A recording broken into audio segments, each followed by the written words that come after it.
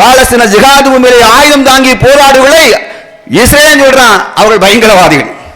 யாடா சொந்த தாயை மகனை பிள்ளையை அண்ணனை தம்பியை காப்பாற்றுவதற்கு ஆயுதம் எடுத்தால் நீ பயங்கரவாதி என்றால் எத்தனை பயங்கரவாதிய பட்டம் கொடுத்தால் அந்த பட்டங்கள் யாவும் அல்லாஹ்விடத்தில் அங்கீகரிக்கப்படும் என்பதை மட்டும் மனிதர்களும் இந்த மீடியாக்கள் என்ன வேண்டுமானாலும் பேசலாம். வாய் கூசாமல் 10 ஆண்டுகளுக்கு முன்பாக இதே தாலிபான்களை எவ்வளவு கேவலமாக விமர்சித்து பேசினார்கள்.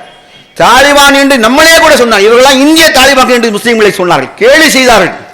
அல்லாஹ் எப்படி காலச்சக்கரத்தை அல்லாஹ் மாறி மாறி சுரட்ட செய்கிறான். இன்னைக்கு நம்ம நாட்டுடைய வெளியுறவுத்துறை பாதுகாப்புத்துறை அமைச்சர் ஜெய்சங்கர் என்ன செய்யறாரு தாலிபான்களோட பேச்சுவார்த்தை. இன்றைக்கு பாகிஸ்தானுக்கு எதிராக தாலிபான்களைத்தான் இந்தியா கூட்டு சேர்ந்திருக்கிறது. காலங்கள் மாறும். இப்படித்தான் பாலஸ்தீன ஜிகாதிகளை மக்கள் கேலி கிண்டல் செய்த ஒரு பாலஸ்தீன ஜிகாதிகள் ஊர் சொல்லுகிற எந்த விமர்சனத்தையும் காதில் வாங்கிக் கொள்ளவில்லை.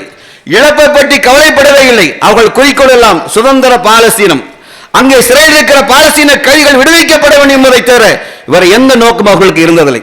ஆகவே உண்மையாகவும் உறுதியாகவும் போராடினார்கள். இழப்பென்றால் சாதாரண இழப்புள்ள சகோதரிகளே.